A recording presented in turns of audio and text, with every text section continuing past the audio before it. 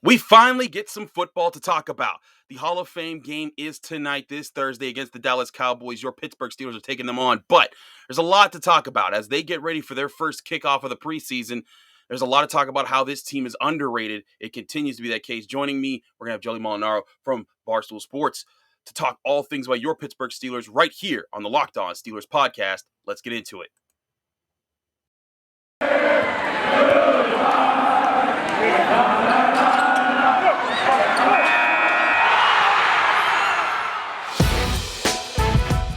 It's the Locked On Podcast Network, your team every day. You are Locked On Steelers, your daily Pittsburgh Steelers podcast, part of the Locked On Podcast Network, your team every day.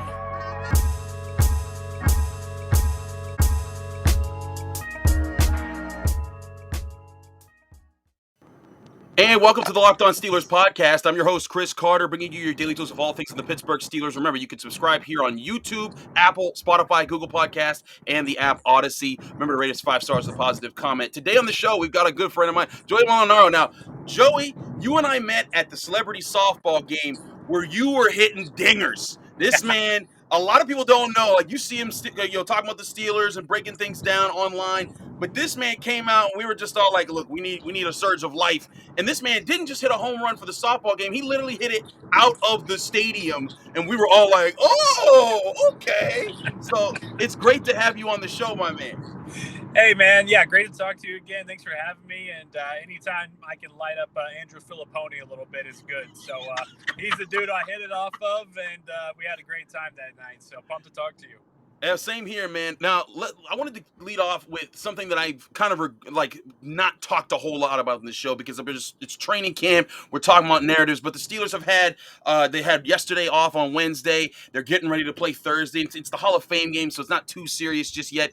But we keep looking at the national narrative. The Steelers aren't going to be competitive. Ben Roethlisberger's the worst quarterback in the AFC North. And then that train just keeps on rolling when Madden brings out their ratings. And they did at least rate T.J. Watt in the 90s. They put him up there as one of the best edge rushers. But the craziest rating I saw, at least in my opinion, was Minkah Fitzpatrick being rated an 89 overall and ranked as the 10th best safety in the NFL. It's a guy who's been first-team All-Pro. Joey, is it me, or are people trying a little too hard to downplay the Steelers? Yeah, man. As a lifelong Steelers fan, especially as of late, I've come to realize that people, they're so tired of us, and I say us because I'm that invested. I've got a tattoo for the Steelers. I'm all in. They're so tired of us being on top and so tired of our fan base, and they call it Steelers Nation for a reason. And so I think that the media, low key, they just have this agenda of being tired of them. So they're trying to do everything they can to wash out Big Ben, to talk about how the Steelers are going to be garbage, to rate Minkah Fitzpatrick lower. And you know what? They do it because they're going to get people like me fired up, and they're going to get mad and talked about, right? When nobody played Madden in like 10 years, they're going to put out a garbage rating like that for our guy Minkah, and then we're all going to get fired up about it, and we're going to go on it like we haven't been. So, you got to get used to it when you're on top for so long and you're the franchise everybody wants to be. They just try to tear you down. So it's all par for the course, man. It seems that way. And it's funny you say 10 years. I was a Madden loyalist until like 2018. And then it was like the year they put AB on the cover. I was just like, I'm sorry, it's the same game. I can't do this anymore. Like, right. It was just too much. But to your point about the Steelers, it does seem like the way of the world. They want to knock off the guys, and it's crazy because the Steelers, they're not the Patriots. They're consistently competitive, but they weren't on a span where they were winning a Super Bowl every other year for like 6 or 7 years. So for me, it's odd that people want to take these kind of shots at them. But it's like, hey, I guess that comes with the AFC North crown that they won last year, even if they did lose to the Browns in the playoffs. Last year, I did an AFC roundtable, or AFC North roundtable with all the Locked On hosts, and everyone from the Bengals hosts to the Ravens hosts to the Bengals to the Browns hosts all said Steelers. They're finishing third, maybe fourth in division, 5-11. They won't stand a chance. All of a sudden, they're 12-4, and they're competing and they're winning the division and you're doing that. But here we go again, and it's the same story. It's kind of like you said. It's like they're wishing the Steelers to go away, and maybe that'll happen when Ben retires. Maybe, but he looks good. You were in training camp with me. He's throwing the ball fine. The defense is still the defense that was one of the best defenses in the NFL last year, and they got a few extra pieces. I don't see the logic in trying to downplay the possibility that this team could be one of the best in the AFC again. Yeah, and how quickly everybody forgets in 2019 when old Big Ben went down for the year. That for a while there, that team was essentially winning without having a quarterback, and that's trying to.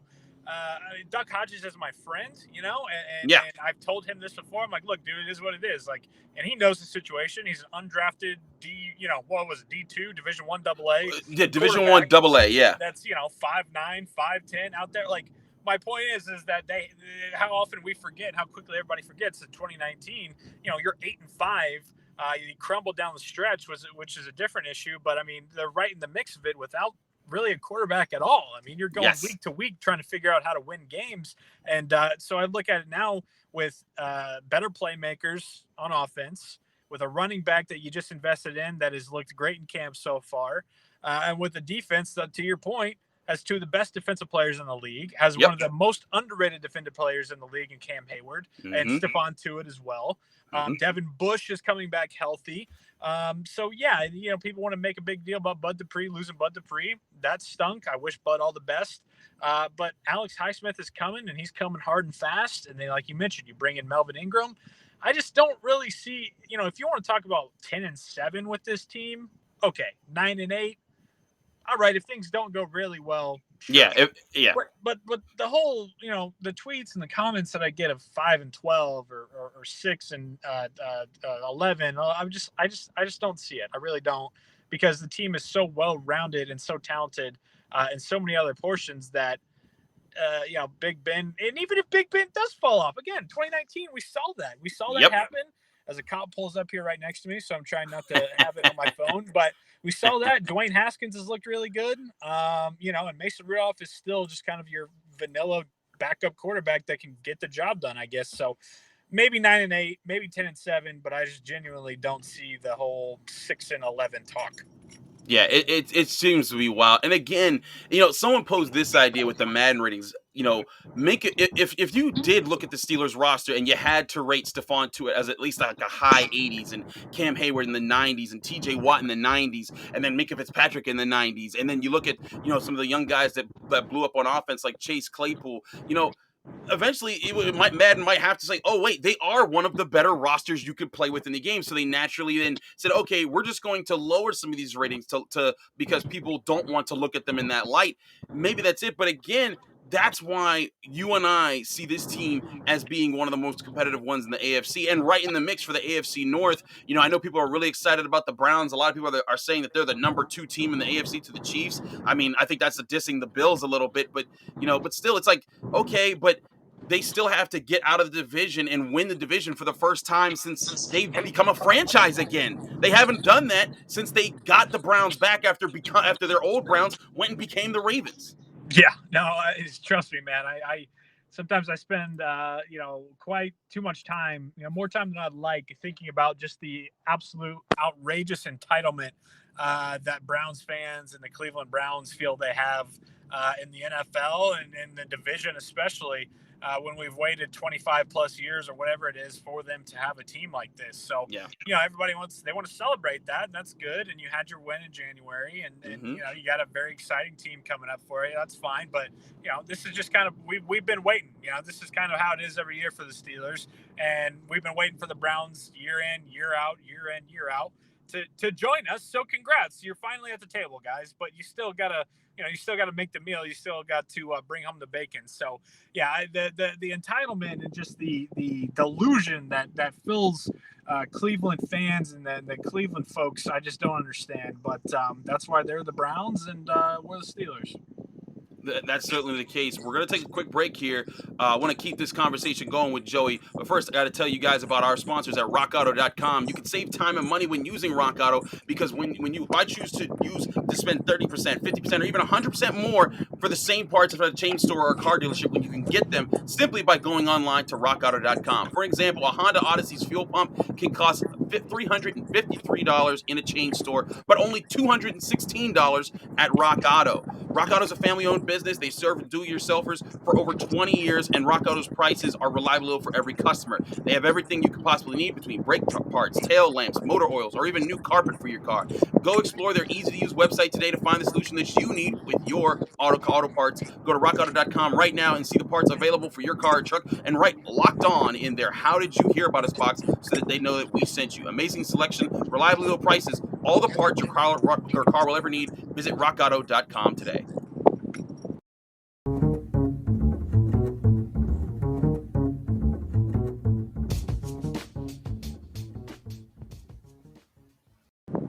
Back here on the Locked On Steelers podcast, I'm Chris Carter here with Joey Mulinaro. Joey, I wanted to get some of your thoughts heading into this Hall of Fame game because everyone's itching, and this happens every year, right? We all are just so itched for football. We want it to be back, and it's the Hall of Fame game. People get excited, but it's like, okay, still, you're not going to see Ben Roethlisberger. You're not going to see Joe Hayden, Cam Hayward, T.J. Watt, like the guys that are the faces of the team. Most likely aren't there. You might get some Chase Claypool, maybe some Juju because they might just want to have some receivers in the game. But this is going to be a game where we see a lot of backups. But still, this is a chance to evaluate some of those guys we've been seeing at training camp, like Mason Rudolph and Dwayne Haskins, who that's been a more interesting pair than a lot of us were giving that credit for heading into training camp.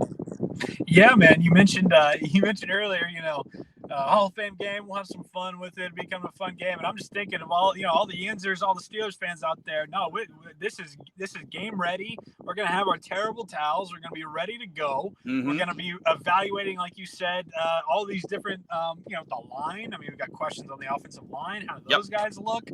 Does Najee Harris get a touch or two? I hope he doesn't. I want to keep that guy in a glass box until we get out there week one. Don't want anything to happen to him. But it still be interesting to see that. And then definitely, I think between the line and between Dwayne Haskins and Mason Rudolph, how that battle, because it is now a battle for number 2. Yeah. I was talking with some people at training camp last week. From what my eyes told me, and I don't know how you feel, but from what my eyes told me is it is now a battle. It is an absolute up in the air. Is it going to be Dwayne Haskins? Is it going to be Mason Rudolph? So that's going to be very exciting to watch. And then I think too on the defensive side, maybe get guys like James Pierre, who's had a really strong camp so far at Heinz Field, and from what we've seen. So there's a lot of positions, man, that are going to be really fun to be able to get, somebody else in a different uniform, different color, game feel, and see how they perform. I'm excited. Yeah, I'm excited too. But your point about Dwayne Haskins, I was talking to Brooke Pryor of ESPN earlier this week, and she was like, we were both agreeing, like, yeah, this is an interesting case right now, and it continued even this week on Tuesday after practice. Dwayne Haskins was talking to the media, and someone asked him, like, is there an open competition for the number 2 quarterback? And he simply says, I'm trying to make it one. And then someone asked, like, is this going to be your first tryout to be the future franchise quarterback for the Pittsburgh Steelers? And he says he feels like it's been that since the first day he got to Pittsburgh. This is sounding a little confident from Dwayne Haskins. And again, this is a guy who got cut from a bad team. He was the number 15 overall pick just a few years ago. And Washington fans will say he did the same thing for us. Got hyped up in the preseason, and then all of a sudden wasn't doing much. But this is still a guy who has a cannon of an arm, and is against the guy Mason who has improved himself. And like you said, we're watching those practices. He's not showing to be the 4th-year quarterback that's been on this team and made several starts for this team that would say, hey, I'm definitely the number 2. You need to work to be more like me before you ever think about being that franchise quarterback. Yeah, no, I agree 100%. And I don't think Dwayne has ever had he hasn't had a situation like this professionally, right? I mean, he comes into an organization like the Steelers with a head coach like Mike Tomlin, with the playmakers around him that he would have with the first, hell, even the second string guys. It's just more of a stable, proven organization, and that's just a fact over what Washington is. especially in his time there before Ron Rivera got there and took over. So Right. I'm excited for Dwayne. I think it's a steal of a pickup when you can get, like you said, the 15th overall pick, what he did in college, all the talents there. And sometimes a change of scenery is good, man. Whether it's just like in your personal life, you want to move into a bigger house, with a better foundation or whatever, you do Right. that, and it's a better situation for you. So, I'm really hoping the best for Dwayne, and hoping that he can make the most out of it. Absolutely. And it's going to be interesting to see who's out there with each guy at the offense. Mike Tomlin explained Mason Rudolph's going to start the game, then Dwayne Haskins is going to finish the first half, and then Josh Dobbs will take over from there. But it's always also telling, which guys do they have to throw to? Will Deontay Johnson be available in this game? Will Chase Claypool? Will Juju Smith-Schuster? I can see James Washington playing a good amount of time. Everyone's been really excied to see Rico Bussey, the new number 84 in town. Everyone's excited about this guy. But you'll get some Ray McLeod. But there's still a question as far as what these guys get to work with. But we want to see how confident they look there. But I also wanted to talk to you about other guys that are looking to make an impression on this offense. Dan Moore Jr. He has had a lot of chances to play up front. He's gotten his butt handed to him by Alex Highsmith more than a few times in practice. But what I found encouraging is that he keeps coming back, and you see a little bit of improvement from him. And they're going to need that from some of their offensive linemen because Chukwuma Okorafor hasn't practiced yet. Zach Banner just got back to practicing. Kevin Dotson has been in pads but hasn't been practicing. There's a lot of questions as far as who will be available for this offensive line. That's a huge part of where this team needs to go this year behind that group. Yeah, man, definitely. I mean, I think, and going back to when people are predicting the Steelers to be bad this year, it really, besides Big Ben's knees and him being able to, make plays back there, even remotely close to what he used to, the main question is obviously the offensive line. I mean, you lose a guy like Al Villanueva, you lose a guy like David DeCastro, Matt Filer, takes off, So, I mean, it's going to be really the turning point. But I think just as much as people want to have that, this could be the downfall of the team. Well, if we're going glass half full, it could be surprising.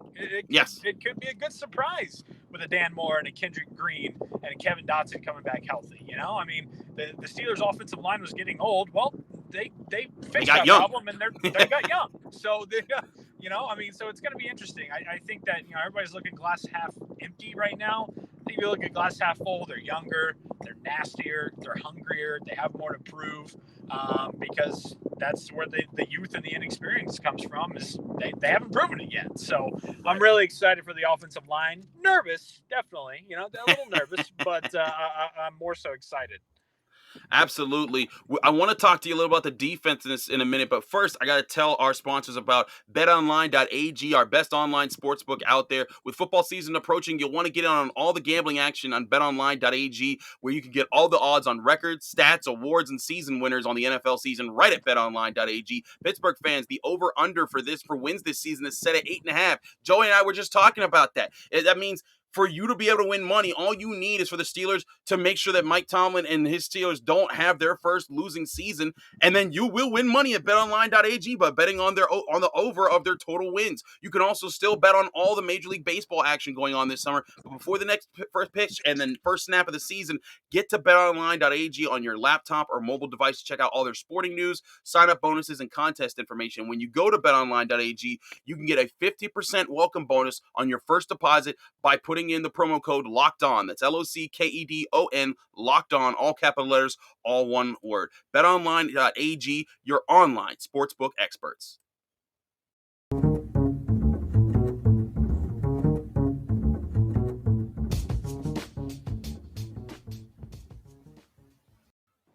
Wrapping up things here on the Locked On Steelers podcast, I'm your host, Chris Carter, continuing the show here with Joey Mulinaro. Joey, the defense is also going to be an important part. And then there's talks about, Robert Spillane and, Alex Highsmith and Melvin Ingram. But one guy who has stood up all through training camp in the secondary has been James Pierre. And it seems like he's forcing the question, does he become the guy on the outside? And maybe Cam Sutton does bump back to the slot because he can play well there.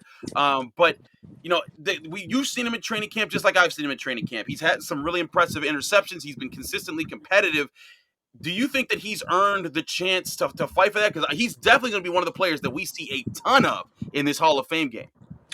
Yeah, and honestly, I think that kind of bodes better for the Steelers. I mean, we see how important the slot corner position is in the NFL now, right? I mean, you got to have that extra corner out there, a Swiss Army knife like Cam Sutton. That's beautiful. Cam can play on the outside, he can play on the inside, put him on the inside, and then you have that hole plugged by James Pierre.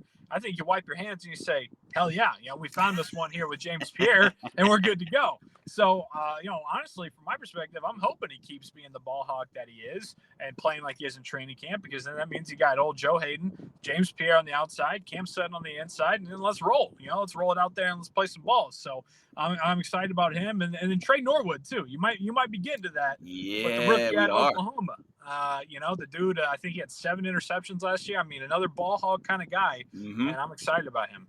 Trey Norwood has been a guy I've been talking about in camp, and he's one of the underrated guys because everyone's looking at Najee, everyone's looking at Freiermuth, everyone's looking at Kendrick Green, but Trey Norwood has had a really solid training camp, and normally the 7th round guy in the secondary, he's the guy that you're like, okay, buddy, just be good on special teams, and we'll see you in a couple years. But no, he's shown a little ball hawkingness himself. He's also one thing that I know Mike Tomlin does, and he did this for Jordan Dangerfield. He's done this over the years with a ton of the backup safeties. You need to be able to communicate. You need to be able to make sure, hey, I can talk to the other guys in the secondary and say, you're on this, I'm on that, let's go. And then everyone's on the same page. And for the most part, it seems like the early reviews are that he's doing that well in camp. Now, granted, it's just been 2 weeks of practice, and it hasn't even been a preseason game yet. But having that extra presence out there to be the depth for the secondary and specifically the safety spot could be huge this season, because we know Terrell Edmonds, we know Minkah Fitzpatrick, but we don't know who would be their backups. I will also say Miles Killebrew has looked very solid filling in at safety. Everyone was talking about getting Malik Hooker not too long ago, Joey, but now it seems like maybe there's options that were really cheap and easy on their roster this whole time. Even better. Yeah, I mean, I love it. I wasn't that familiar with Killebrew until you said that, so that's good. I'm glad to hear that. But yeah, man, I mean, I think you got Edmonds in a contract year. Obviously, it didn't pick up his option. So what's going to happen there? But then if you got like a guy like a Norwood that can come in, and then there you go. You got him on the cheap for the next handful of years as well. So again, I think just the summation of this team from what people in the outside world are saying, whether it be on the defensive side of the ball, offensive side, Big Ben, everybody's just looking at, okay, we're predicting the absolute worst of the worst to happen. Right. Whereas me and New York, I'm saying, okay, well, I don't think it's going to be that bad, and maybe it's the best of the best, and get the best out of these guys. So whether it be on those young defenders or the young offensive line, I'm going positive until proven otherwise. Yeah, I'm on the same there. My last defensive topic here before we wrap things up, Joey, I wanted to get a sense of you and I's teammate from Team Gold, Alex Highsmith, because he was also hitting some dingers in the celebrity softball game about a month ago. But he's come out. We already knew there's a reason to be excited about Alex Highsmith. He does things well. He took on his rookie season pretty solidly and filled in for Bud Dupree.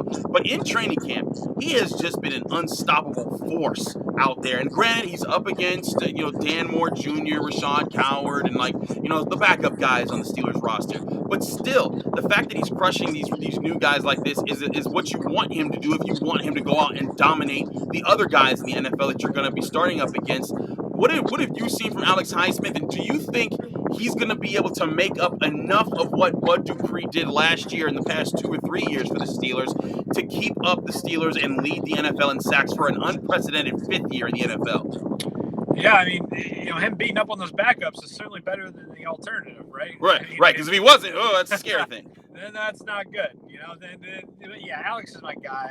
I'm buddies with Alex, and he's what I've seen is he's physically more imposing than even TJ Watt, and I stood side by side with both of them, and Alex is just an absolute monster. Yeah, it's just huge, and what I've seen in backs on backers, and the full team 11 on 11 stuff is like what you said. He's physical. He was holding the edge in the run game. Had a few tackle for losses on Najee Harris that I saw, and he's got a nice spin move, pass rush move that if you can, if you can have a move like that is you're known for it, and then even when people know it's coming, it's really hard to stop. That's big for a pass rush. And so I have no doubt in my mind about Alex Highsmith. I look back to the first 3 years of Bud's time with the Steelers. In Alex's half of the season, or not even a quarter of the season that he filled in for Bud Dupree, he was already leaps and bounds better than what Bud Dupree was, the first couple seasons that he was in the black and gold. So I have all the faith in the world in him. I think him and TJ are going to be a dynamic duo. And man, the pressure's still coming, man. Blitzburg's still on. I certainly see it being that way. And you're right. Bud Dupree, he needs to figure out how to use his explosiveness and his speed and the best elements of his game.